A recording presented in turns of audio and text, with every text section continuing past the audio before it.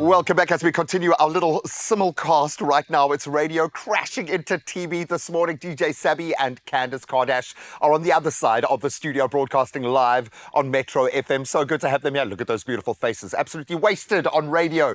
So we thought we'd bring in some beautiful faces just for TV. And this morning we catch up with the Barbarians women's rugby team featuring stars from 8 incredible rugby unions. Boy, isn't the timing perfect for this kind of rugby showpiece. They are, of course, taking on the Springbok women, so I'm a little bit biased. Sorry, ladies. In a thrilling curtain raiser, of course, ahead of the box versus the All Blacks clash, a big one. And we're going to dive into their experiences and, of course, that upcoming match. And I think the word legacy, which we love to throw around, which has taken on a whole different meaning for me. So let's introduce the ladies on the couch. Let's start with the living legend that is Kendra Cox. Said she has 68 caps for New Zealand.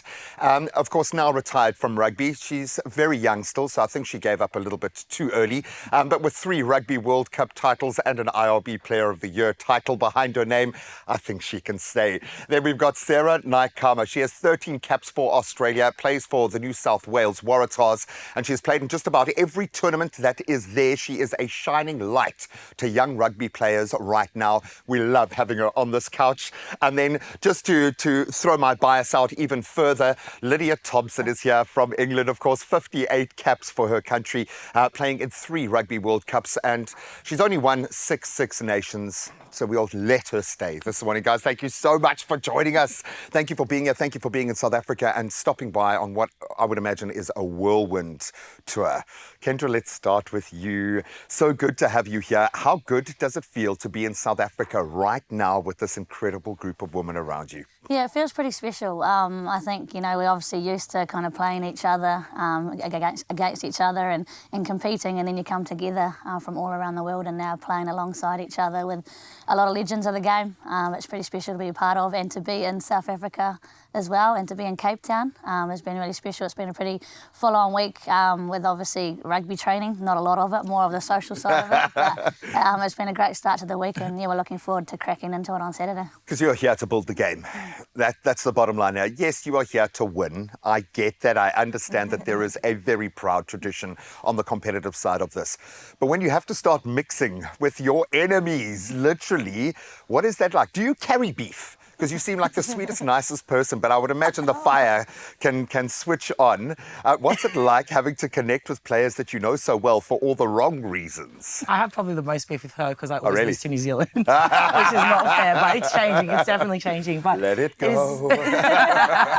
It is genuinely such a special landscape. Again, as you mentioned, we come from all different countries and we never have the opportunity to play against each other. But I think one thing that has definitely connected us is just the experience that we have at the international level. So the things that you have to iron out very early in a new campaign almost came a little bit easier for us, and that connection piece was there. But it's just such a privilege to be here, such a privilege to be able to connect with women that are constantly your competitors, and to be able to don the black and white jersey on Saturday will be pretty special. I've no doubt it's one of those moments that it's not just for everyone else, it's for you.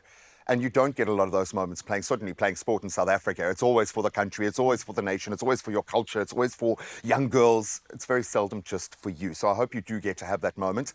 That being said, this is very much for young girls. This is an opportunity for a rugby mad nation to see it in a different light. Does this feel like the time is right? Because I know you've enjoyed rugby structures that a lot of South African players haven't had. And it makes a massive difference. We understand that the money needs to be there to support the culture, but it feels like there's been a big shift. Do you feel that from within?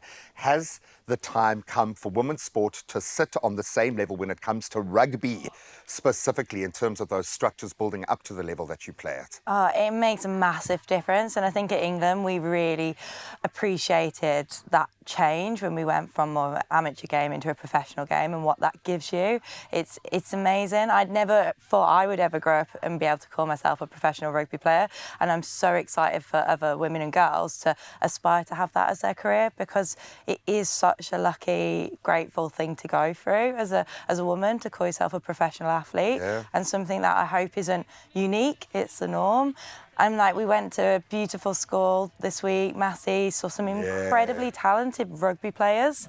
Both the women, the girls and the boys were as good as each other, which makes me so excited for not excited necessarily. Yeah. There's going to be Easy some now, coming easy. through. Let's see. But I'll chat to you on Monday. Yeah. I'm excited for where rugby's going in the women's game and the talent that's going to be coming through. I get to meet them every day, and being as old as I am, I'll tell younger girls, I'm going to interview you in about 4 years, and they're like, oh yeah, whatever. And then 4 years later, I get to introduce them to the world as they take that brave new step. And when you talk about, we've had cricket players, for instance, in this country who weren't professional, weren't even playing cricket 4 or 5 years ago, that are sitting in that field. So imagine the fast forward that can happen in rugby. How do you coach a team like this? How do we train as a team like this when you've got to prepare, where you've got to take all these brilliant individuals who have stood out because they have individual brilliance, put them all in one team and make them play in a cohesive nature? Take us inside how the Barbarians works. Yeah, I mean, it's pretty special, and we've already touched on it. Like, everyone's played for international test footy. I think we've only got one who hasn't, or two, because we've got a young girl who's 19, which is really exciting for her to be part of this team. And then, we have a couple of trainings together, but I think the main thing is that connection off the field. If you can connect off the field, hang out with each other, play some fun games, have a couple of drinks and enjoy it, then you can see that cohesion probably move on to the field, and hopefully we see that on Saturday. But it's pretty special in terms of you're mixing different cultures from around the world. So it's pretty cool to get an understanding of how people operate, how the teams operate, and it's just been getting to know one another. It's insider information, I have a feeling. And the crazy thing is, because I know none of our ladies will tell you this to your faces, but I think they feel so privileged to be able to play against you, to mix with you guys, to be able to connect with you professionally, to see the beautiful game played in this way. But they, of course, won't say a word about that tomorrow. They're going to come for you, and we are here for that. Sarah, I've got to ask, has anyone in South Africa mispronounced your name? Because I know globally people struggle with Naikama, with the surname, but I want to give it a click. Has anyone in South Africa changed the pronunciation of your name? No one has attempted to say my name, so it's yet to be, I guess, recorded. But no one's actually mispronounced it. Because obviously the Q gets a click in South Africa, so you might get that from time to time. No, I haven't heard it yet. I love the fact that you guys are here representing, yes, the proud badge on your chest, but moreover representing rugby, a game that South Africans love just as much as the English, just as much as we do in Oz, just as much as we do in New Zealand. So thank you so much for being a part of that, and good luck tomorrow.